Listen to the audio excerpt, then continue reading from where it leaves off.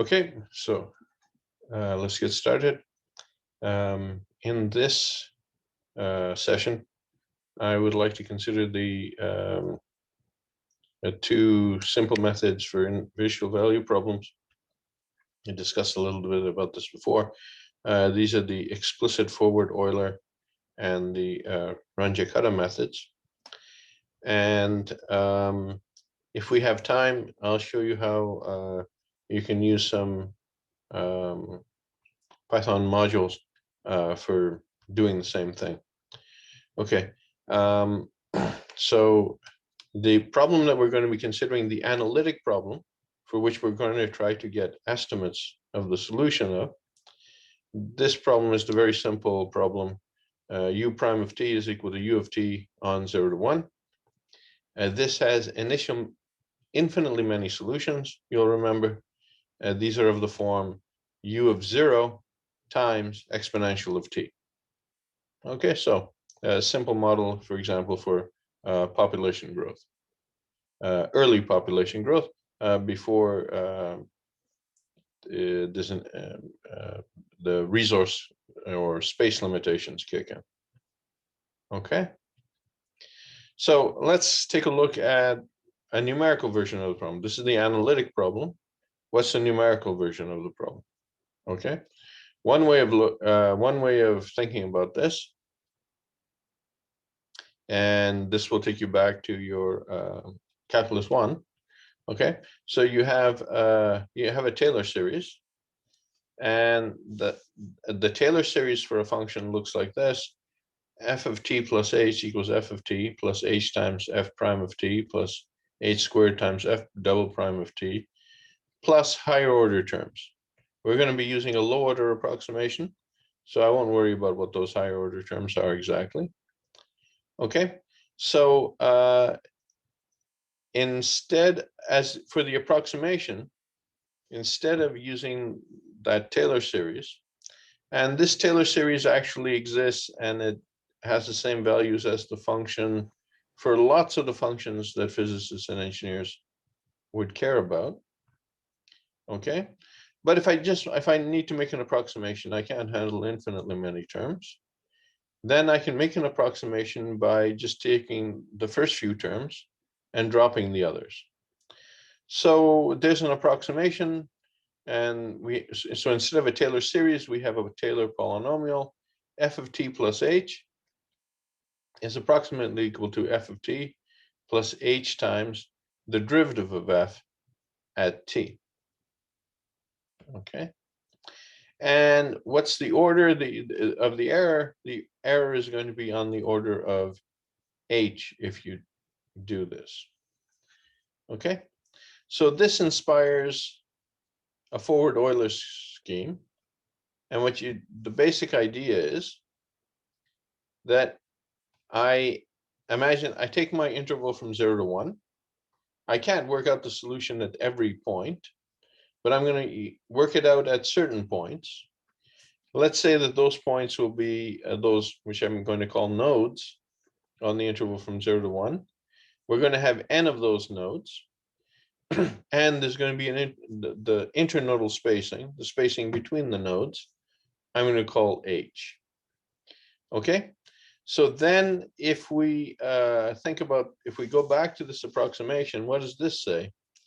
It says that if I know what the thing is at the initial t, if I know what the value of f is at the initial t, then I can estimate at t plus h, that would be at the next node, I can estimate the value of the function as f of t plus h times f prime evaluated at t. So the value at the next node is approximated as the value at the previous node plus h times the derivative at the previous node. Now, in our case, the derivative is equal to the original function. So the value of the derivative is equal to the value of the original function.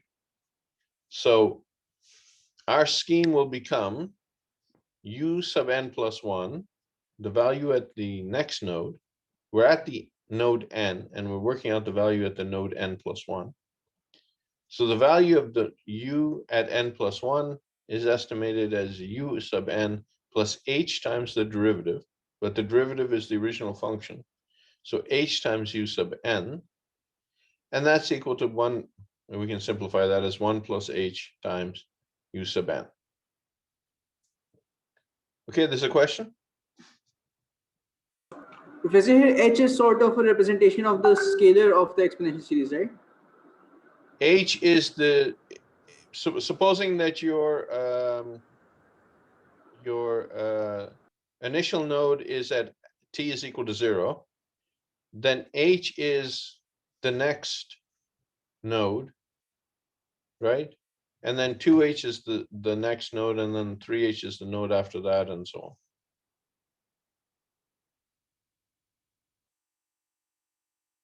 Okay. There any other questions? Yeah. Could you sort of translate this in the form of sort of an exponential function? Like what would h be in that function? No, h is the internodal spacing. It'll be the same for all functions. Oh, okay. Right? So it's going to, h was going to be equal to the length of your interval divided by the, if you're supposing that h is fixed, it's going to be the internodal spacing, and it's going to be fixed, and your points are at evenly spaced intervals. Sorry, are evenly spaced along the interval. So then your h is going to be the length of the interval divided by the number of points minus 1. So in our notation, it would be 1 over n minus 1. That's that distance between nodes h. Okay. Okay, so now let's implement this. We'll set up a grid of n equals 100 nodes. The t values go from 0 to 1. They're going to be evenly spaced. Now this says u of n plus 1 is equal to 1 plus h times u of n. So you're going to have a 0th node where you start, and then you're going to take the values at node 1, at node 2, up to node n minus 1. Okay? So you're going to start with, we have to start somewhere. So we have to have an initial value at which we call u0 before we can calculate u1. So u1 would be equal to 1 plus h times u0. So we set up u0 is equal to 2.3, let's say. And then we're going to get un, the value un, from the value at the n minus 1 node, which we're calling un minus 1, according to the forward Euler scheme. So it's going to look like this, the code. I'm going to import numpy as np because I'd like to use numpy arrays. That's typical for these kinds of problems. I'm going to import matplotlib.pyplot as plt. So I'm going to do my plotting when I'm done the problem. Capital N is the number of nodes on the grid. Let's decide it's going to be 100. T is an array of values. We said we're going to be solving this for t equals 0 to t equals 1. So I need an array, which I'm calling t, from t equals 0.0 to t equals 1.0. H is the spacing between each node, right? The points on the interval 0, 1, where I'm trying to estimate the value of the function. Okay, so let's get that t and that h. So it's the lin space. Here we have start equals 0.0. Stop, the endpoint is 1.0. The number of points is n. Endpoint equals true. That's kind of redundant because that's the default. And I want to return the step. In this case, that means the internodal spacing, which is true, and that's my h, which is being returned to me. Okay, so once I run that, I've picked up this array of t values and this internodal spacing h. Okay, we'll set the space, we'll set the initial value to being 2.3. I'm calling these values u of 0, u of 1, u of 2, and so on up to u of n minus 1. I have to initialize them, so let's just say that they're all going to be set equal to 0 to begin with. And then u of 0 is going to be set equal to the initial value. Now I'm going to go through those other points, u of 1, u of 2, up to u of n minus 1. So let k be the index for that. So while k is less than or equal to n minus 1, u of k, the value at the node k is equal to 1.0 plus h times the value of the at the node k minus 1, and increment k. So is that okay? The implementation of that scheme? Can you explain while loop again? Right. So in a while loop, there's a condition, and the loop will continue through until the condition is violated. So I'm saying that my index, I'm calling that k. I've started with k equals 1, and then k is less than or equal to, while k is less than or equal to n minus 1. So the first time it does this calculation, it will set k equal to 2. Then it comes back up and says, well, 2 is less than or equal to n minus 1, so I'm allowed to go again. Then it'll set k equal 3, and so on and so forth, up until I get to the point where k is equal to n, and then n will be failed to be less than or equal to n minus 1, and then this looping will stop. Okay, sir, ये u of k is equal to 1 plus h into ये Yeah. line. Okay. All right. So what's happened? Let's go back then. This is my, remember in calculus 1, we called this the tangent line approximation, right? Yes. So f of t plus h is approximately equal to f of t plus h times f prime of t. So f of t plus h, okay, so if t is at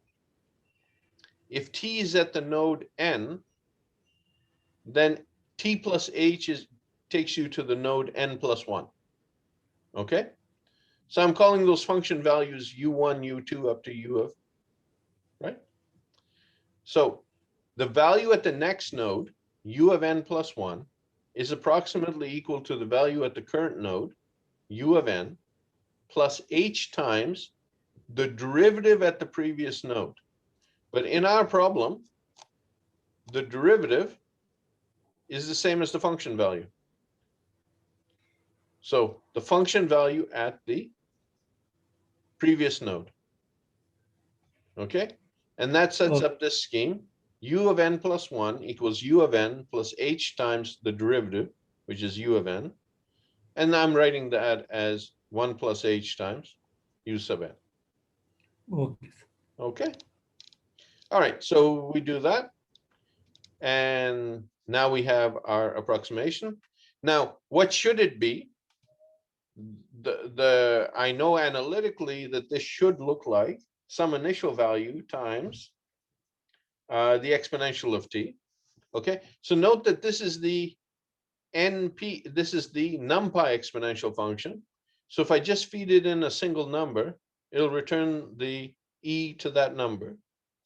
But if I feed it in an array, t is an array as a NumPy array, it will give me the exponential of each one of the elements. So it'll give me an array back, right? Okay, so now I will say, I want you to use pyplot, and I want you to plot on the same graph. I want you to plot t and u, and I want you to plot t and y. Y was the analytic solution. Okay. And a little bit more of analysis. We know that the endpoint, at the endpoint, what should we have? We should have u of 0 times the exponential of 1. And the actual value that we have is u of n minus 1. And I'd like to compare the two of those and see how see how that works. Okay, so if we run that, what do we get? We get two curves which look to be closely together. And the approximate value of the endpoint is 6.22076. And what did I expect?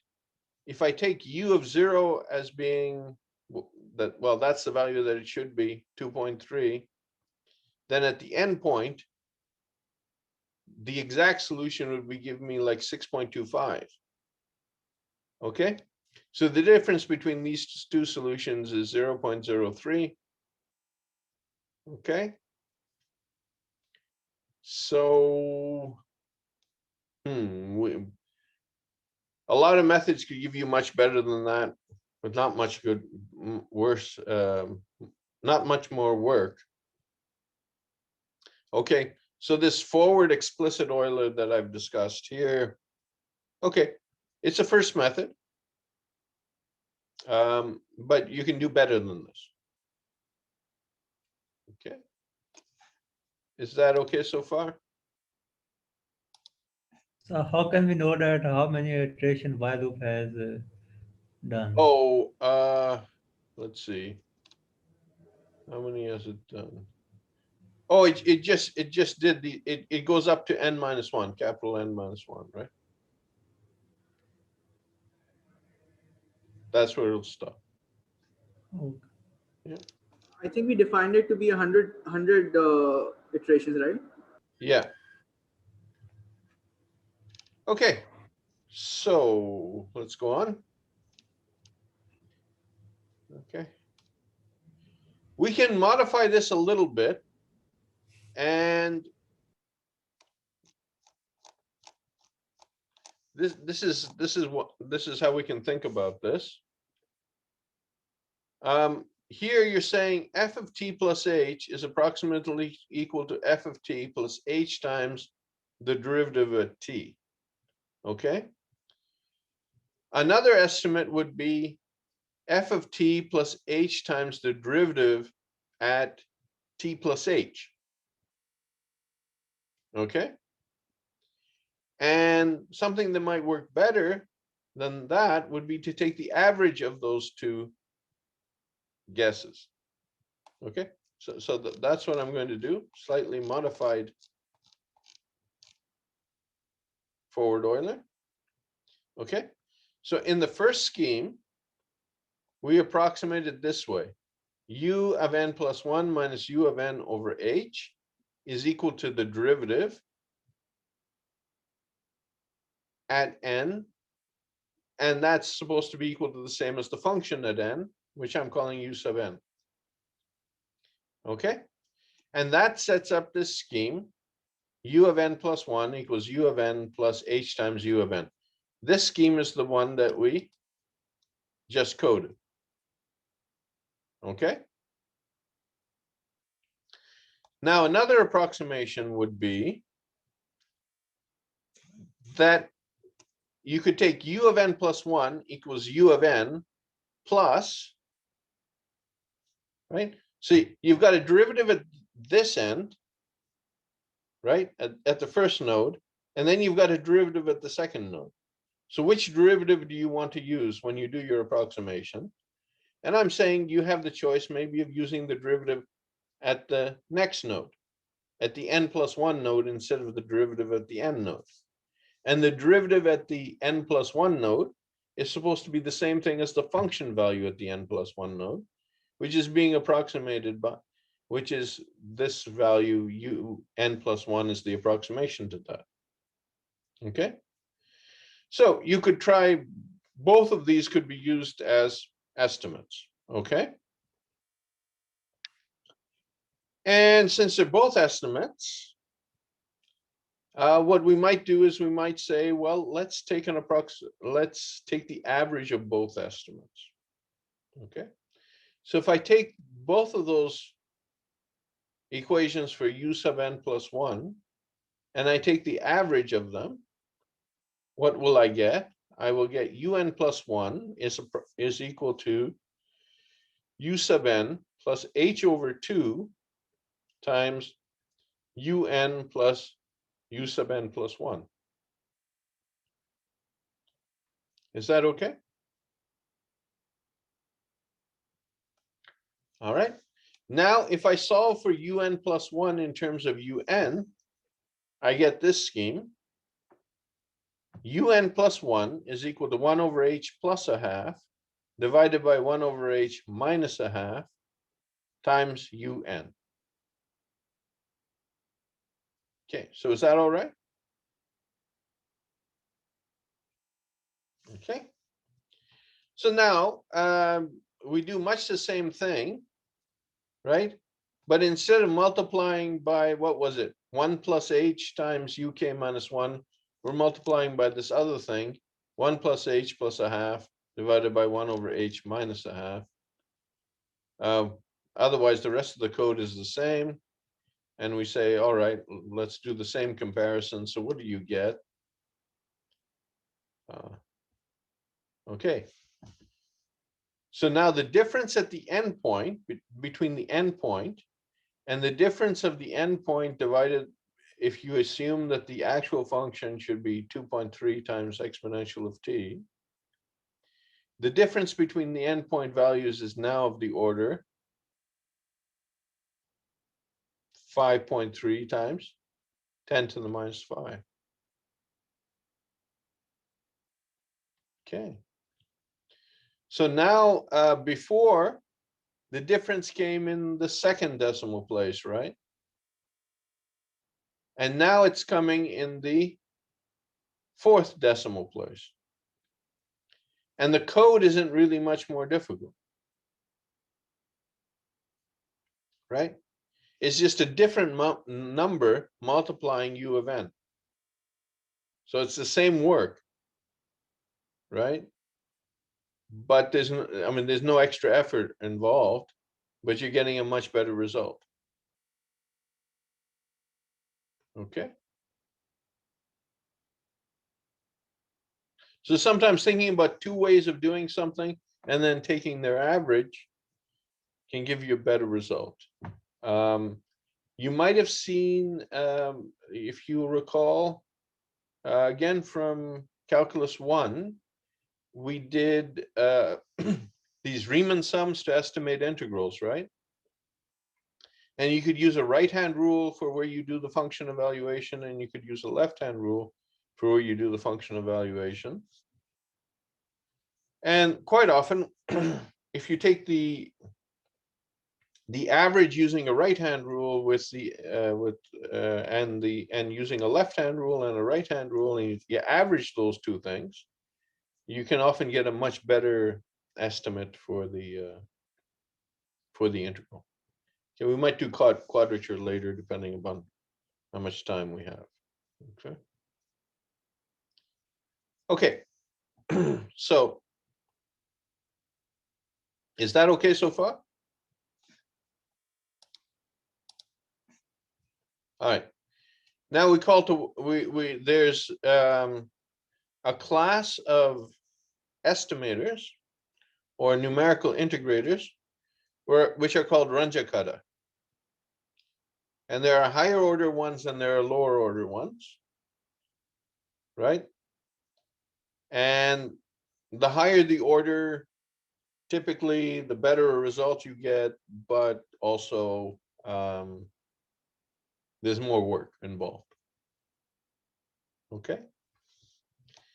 So let's take a look at the second order Runge-Kutta. And I can give you an intuitive graphical idea. Okay. So you're starting with a left node and you want the value at the right node. So you use the slope from the left, the derivative from the left, to estimate the result on the right. That is the forward Euler. Now what the Runge-Kutta says is you have this node, the left node, and you have the right node. Now imagine that you were doing a forward Euler to get to a node which was in between the two, a middle node. So you would do that. Okay. Now that would estimate a value at the midpoint. Then you could use, instead of using the slope or the derivative at the left endpoint, you use the slope or the derivative which is at the midpoint to estimate the slope on the right. Okay? And so this is the way it goes. So you have a derivative of u, and that's equal to some function of u and t. That's a general first order differential equation. And you have some initial value, which I'm calling u sub 0. Okay. Now I'm going to estimate at the midpoint using the tangent line approximation.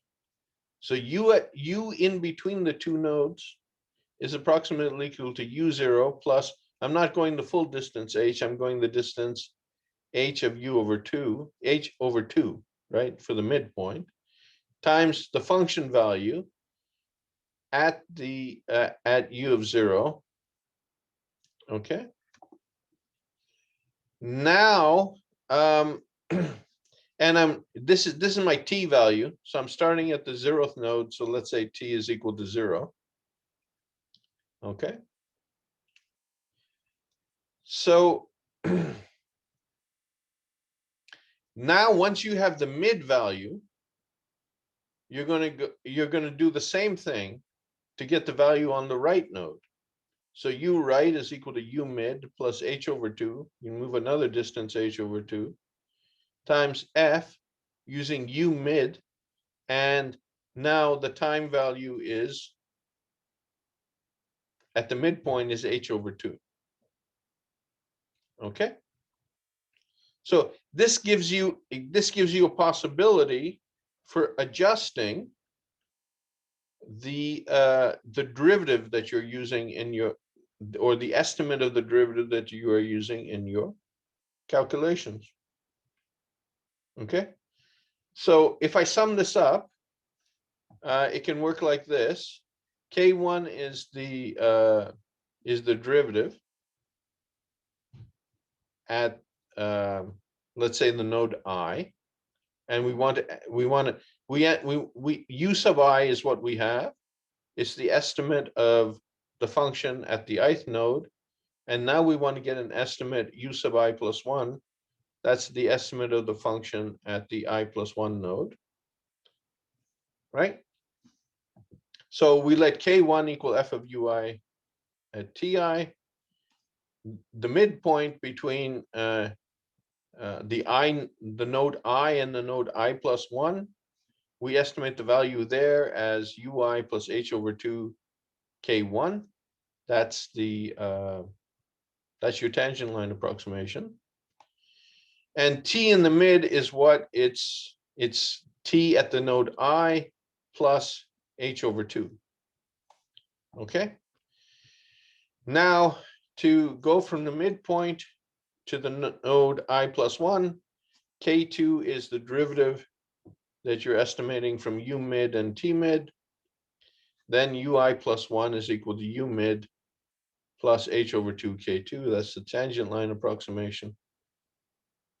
So like I said, you're thinking about, instead of going from node I to node I plus 1, you're going from node I to a middle node, and then you're going from the middle node to I plus 1. Okay, and you're adjusting your the derivative that you're using as you're going along. Okay, so now let's apply this to our problem. So f of ut is equal to u, right? We're saying that the derivative of u is the function itself, u. Then K1 is f of ui ti, so that's ui. U mid is ui plus h over 2 K1, but K1 was ui, so that's ui plus h over 2 ui. And that's equal to 1 plus h over 2 ui. Now t mid is ti plus h over 2. K2 is f of u mid t mid, and f is the derivative function. So that's just the function itself, u mid. And that's equal to 1 plus h over 2 ui. Okay. And now ui plus 1 is u mid plus h over 2 k2. And if you run through all the algebra, that's equal to 1 plus h over 2 squared times ui. Right? So the second order Runge-Kutta for our problem is, the scheme is un plus 1 is equal to 1 plus h over 2 squared un. Okay. So once again, if you implement that, and then you look at the results,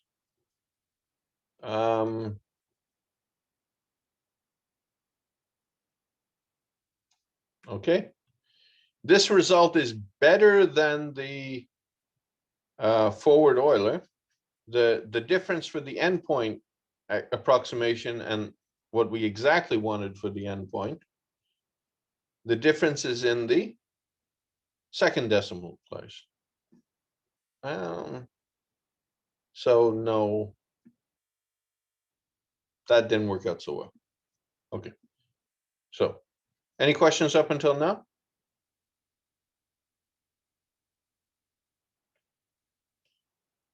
Okay. The fourth order Runge-Kutta. So one possibility is to use a fourth order Runge-Kutta. So once again, you're balancing back and forth what derivative values you're using. H is the H is the internodal spacing once again. F is the derivative function. The UIs are the estimates of the function at the ith node. So now the scheme is that K1 is equal to H times F of UI TI. K2 is F of UI plus K1 over 2 TI plus H over 2. K3 is HF of UI plus K2 over 2 TI plus H over 2. And K4 is H times F of UI plus K3 TI plus H. And now you take this averaging of these KIs. All right, so UI plus 1 is equal to UI plus 1 over 6, K1 plus 2K2 plus 2K3 plus K4. Okay, so if you do the same sort of thing that we did for the second order Runge-Kutta, but just lots more tedious algebra, this is what you get. And again, once again, f is the function which gives you the derivative. So f of u t is in fact u for our problem. K1 is equal to h of ui. Then you work out K2, K3, and K4. And then you apply the UI formula for UI plus 1. So what you're going to get is that UI plus 1 is equal to some polynomial in H times UI. So now let's apply this. So what would you do? For this, what you do is, as k goes from 1 to n minus 1, well, use your K1 as in the formula. Use K2 as in the Runge-Kutta scheme, K3 and K4. And then use UK is equal to U of K minus 1 plus K1 plus 2K2 plus 2K3 plus K4 divided by 6. And you will get that. And increment your K as you go along. So now you've gone through all the nodes and you've gotten your node estimates. Compare the values. Okay. And now if you compare the values at the endpoints from what's predicted by the Runge-Kutta scheme and what it should be, the difference is like minus 5.38 times 10 to the minus 10. Okay. So you've gotten pretty good accuracy. It's not a very complicated scheme. Okay. Okay, and a lot of people consider this to be a reasonable balance between work and accuracy. So fourth order Runge-Kutta, or what's called RK45, a fourth order Runge-Kutta plus moving to fifth order when under certain conditions. That's quite often a standard typical approach to doing things. Okay. So any questions about that?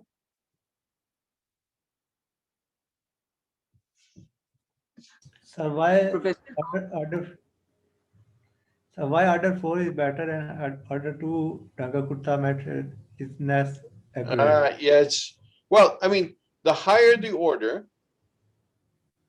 But previous the was more also accurate you're going to get at the cost of doing more work.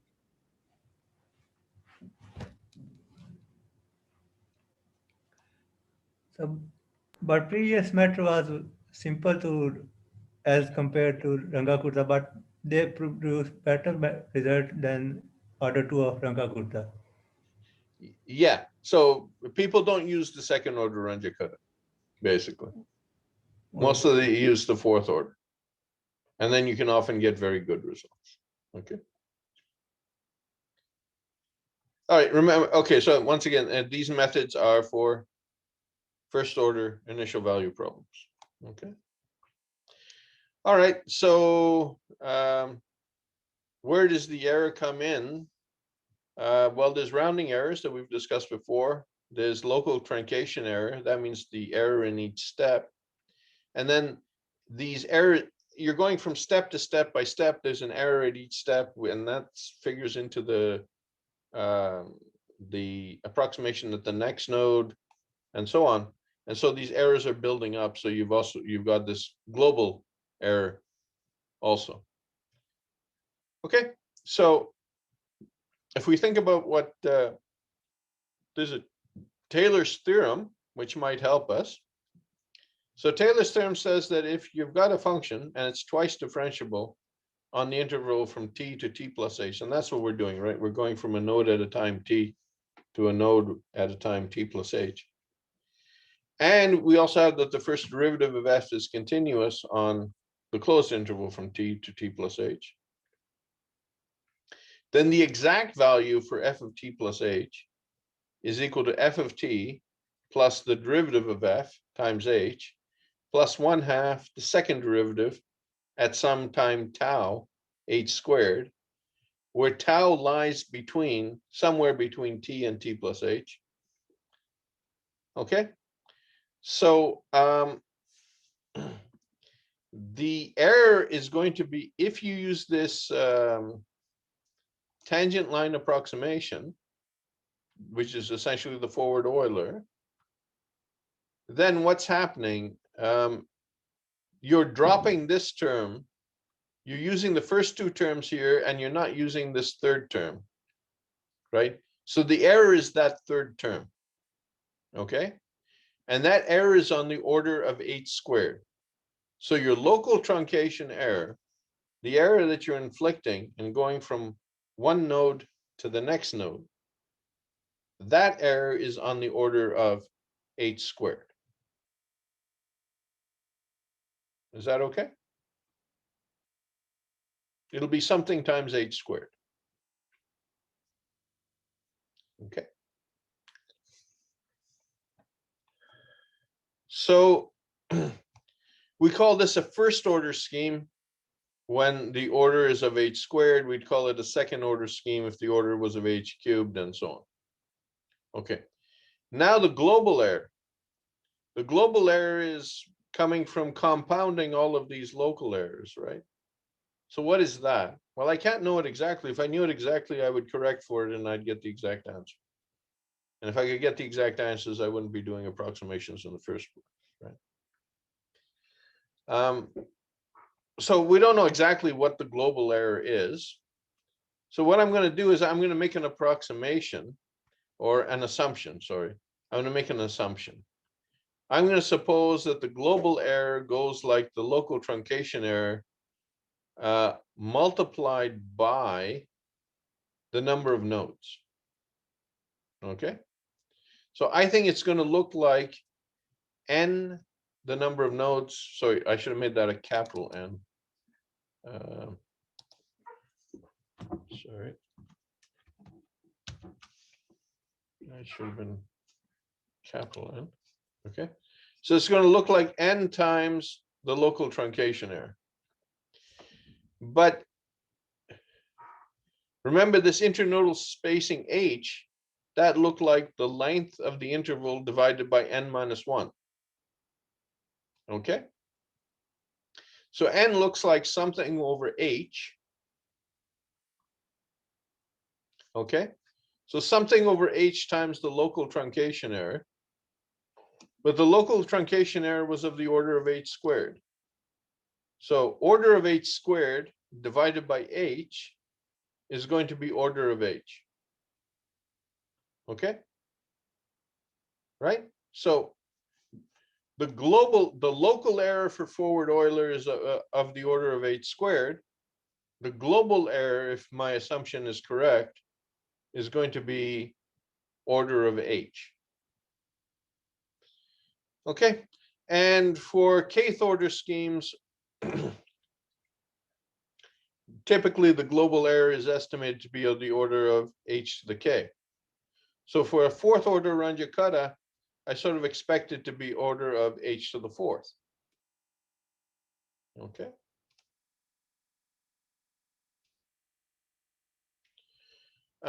Another, continuing our discussion of error, another way of looking at the error approximation in the forward Euler is like this. I had u of n plus 1 equals 1 plus h squared u of n minus 1, let's say. Sorry, I had 1 plus h times un. Now, where un was of the form 1 plus h times u of n minus 1. So this is 1 plus h squared times u of n minus 1, right? So if I go all the way back to the 0th node, what do I have? I have u of n plus 1 is equal to 1 plus h to the n plus 1 times u1. Okay, so what's happening? The error is being amplified for our problem because, of course, 1 plus h is bigger than 1. So 1 plus h to the n plus 1, that's growing, right? And the error is being amplified. Okay, and of course, the bigger your h is, the worse the results are going to be, right? Okay. Okay, now I'm going to give you another problem, and I want you to take these ideas and I want you to think about what the error of propagation would be for forward Euler for this, okay? So here's another first order initial value problem. The derivative of y is minus twice y. Sorry.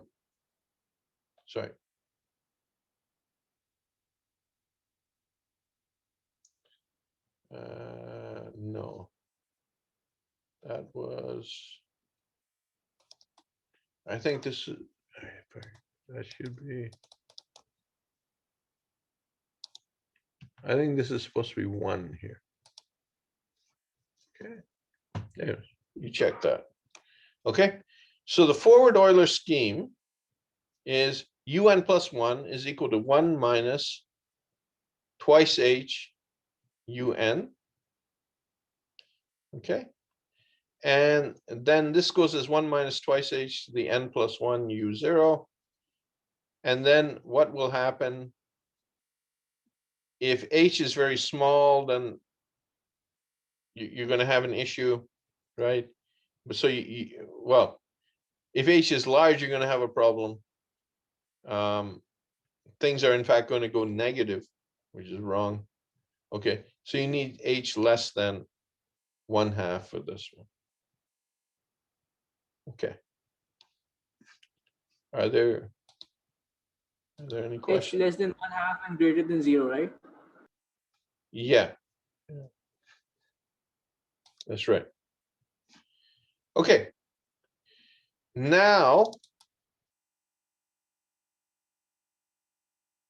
let me show you something else. Okay. So, I hope you're seeing using Python methods for initial value problems is the title. Okay. All right. So my take is this, that if I teach you about forward Euler, or I teach you about Runge-Kutta 4, fourth order, okay, then you should code these things at least once. Even if there's a method that's available to you through some Python module, you should do it yourself to see how it works. On the other hand, you know, if these things are available and they're likely optimized, right, and people have spent a lot of time on them and a lot of people are using them, so if there's a problem, the bugs will be reported and so on. So it's useful. You should be using those methods which are available to you in these various modules. Okay, so two which are used quite often are in a module called scipy.integrate. So one is called solve IVP, solve initial value problem, and the other one is called ODInt. Okay, so I'm gonna show you how you would do these kinds of problems using this method, which is in the already in this module. Okay, so once again, our problem is y prime of t is equal to y, and let's say y of 0 is equal to 1 or whatever we want it to be. Okay, it's a first order initial value problem. So this is how we can use the built-in methods, or the method, a method which someone else has kindly made available to us, which is basically doing the things that we talked about, but it's got lots of parameters, so you have lots of choices for your lots of choices for things. Okay, so all right, what am I'm going to import numpy as npy. I think pretty well every one of our codes is going to have that. I'm going to import pyplot as plt. Okay, now the method that I want is solve sub IVP, and that lives inside of scipy.integrate. And I don't want really anything else from scipy.integrate. So I have the option of just picking out that one thing. Okay, so I'm going to say from scipy.integrate, I want you to import this particular method that I want, which is solve sub IVP. Okay. Are there any questions so far? All right. Now, I want to, because these things in these modules, I have to know how to use them, right? So I need some basic information about them. And I would like to know all the options, right? So for linspace, in NumPy, for example, we used linspace. It had options about including the endpoint, not including the endpoint, reporting the internodal spacing, not reporting it, and so on and so forth. So I want to know what the defaults are at least.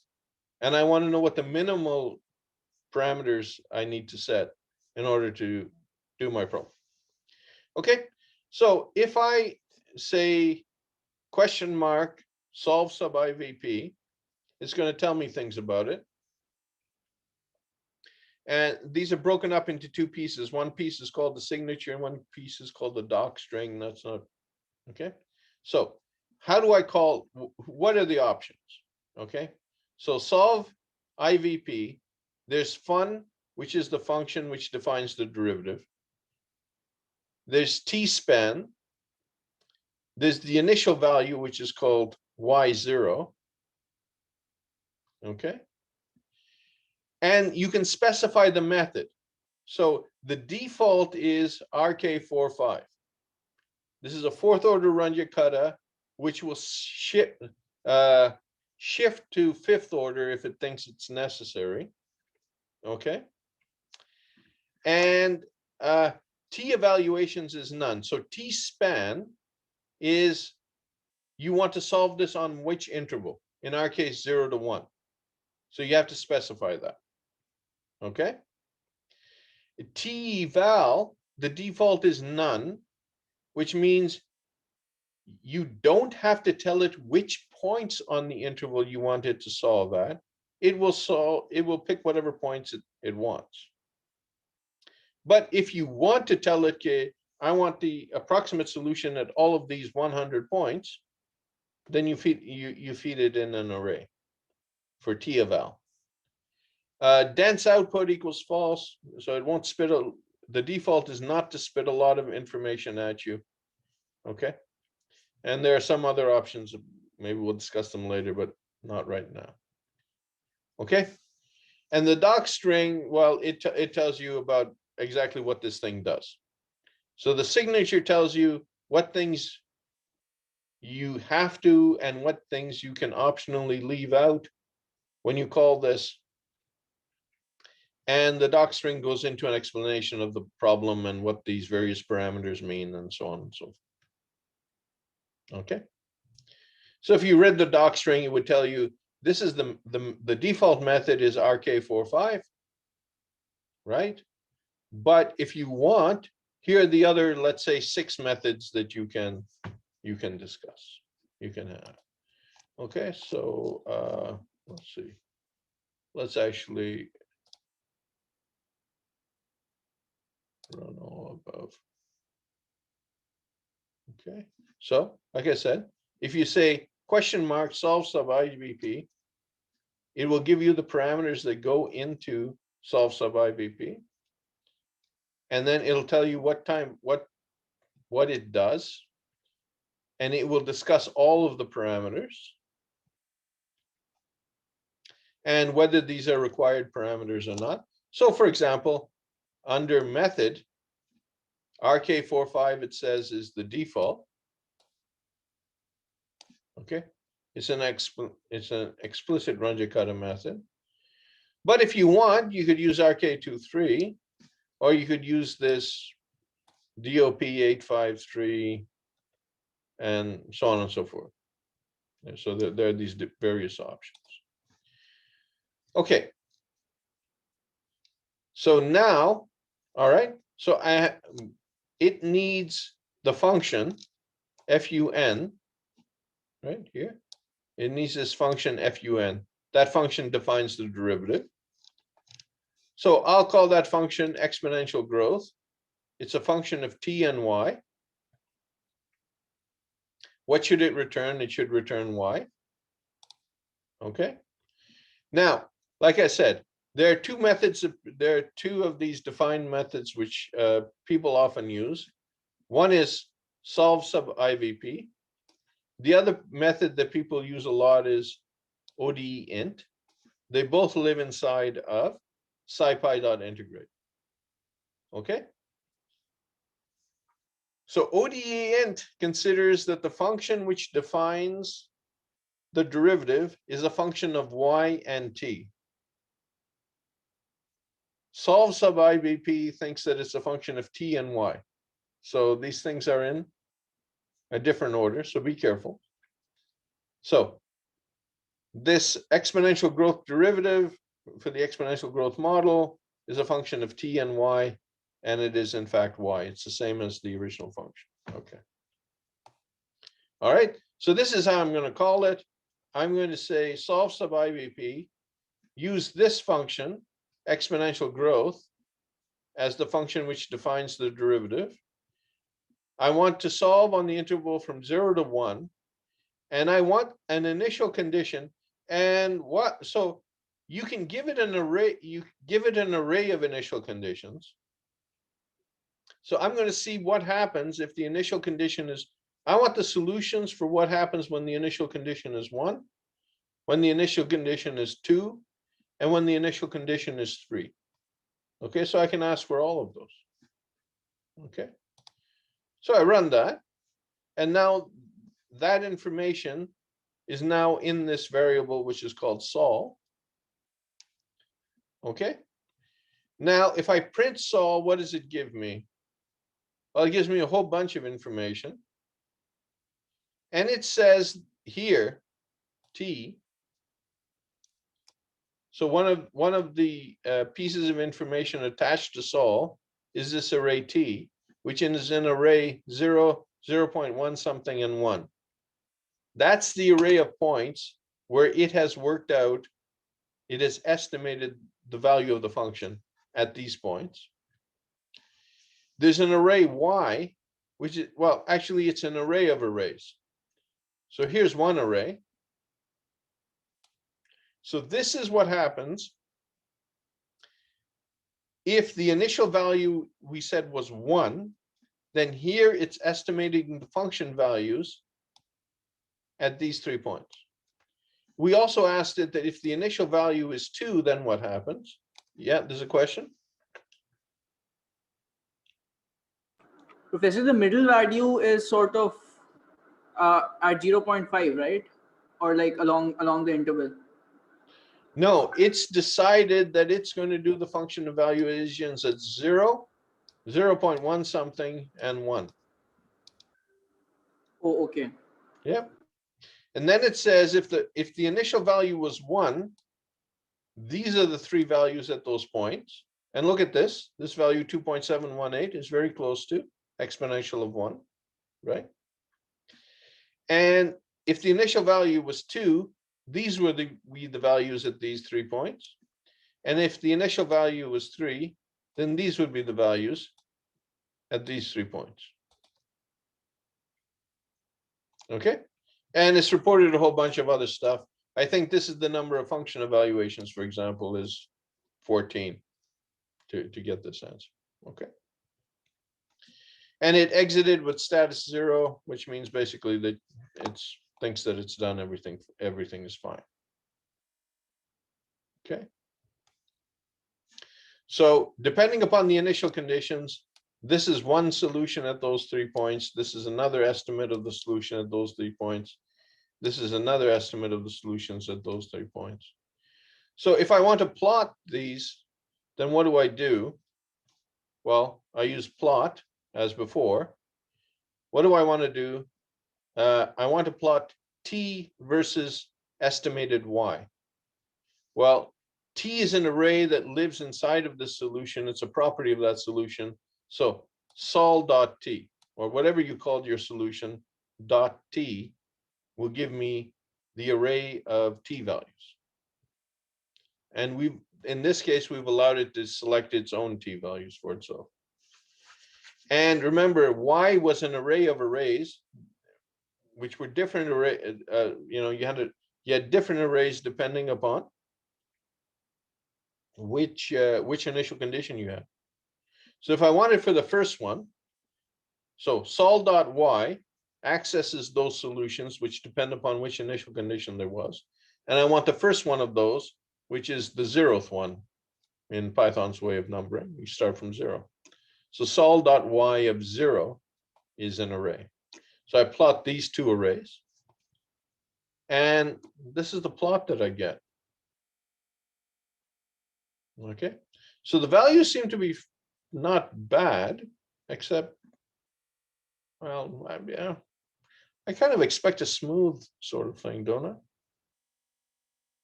Yeah. Okay. Let's plot all 3 of the approximations together. So I'm going to say for y is in, remember y was an array of arrays. So for y in solution of y, go through each one of those. What I want you to do is I want you to plot the t values versus that array, the t array versus that array of solution values or approximation values. And these are the 3 values. These are the 3 graphs.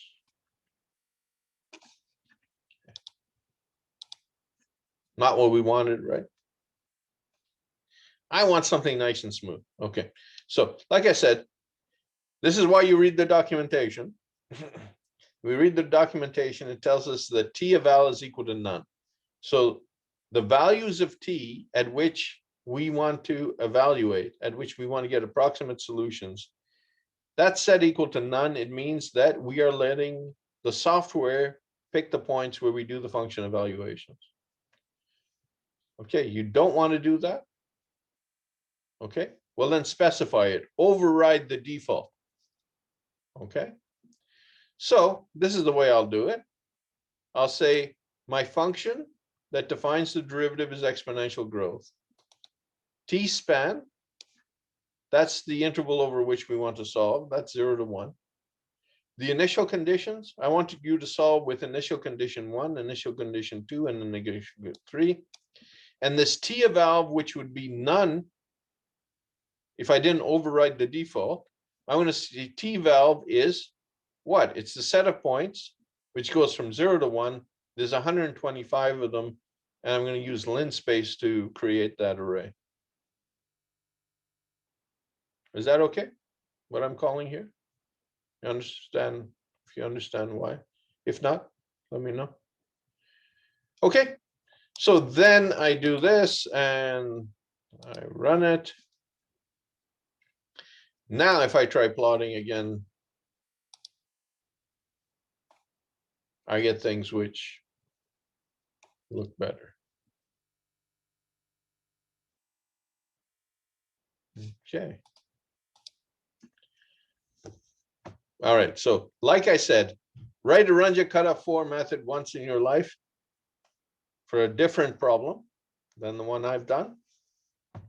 Okay. You know, maybe 1 plus tu plus t squared or something. Okay. Why, you know, u prime of t equals 1 plus t, whatever. Set the initial value, right? Write your own code, RK4, see how that works. Then run your code, then use this, solve sub IBP, and then use ODE-int and see how the results compare. Okay. All right. Are there any questions? Okay. If not, then I will see you at the see you on Friday.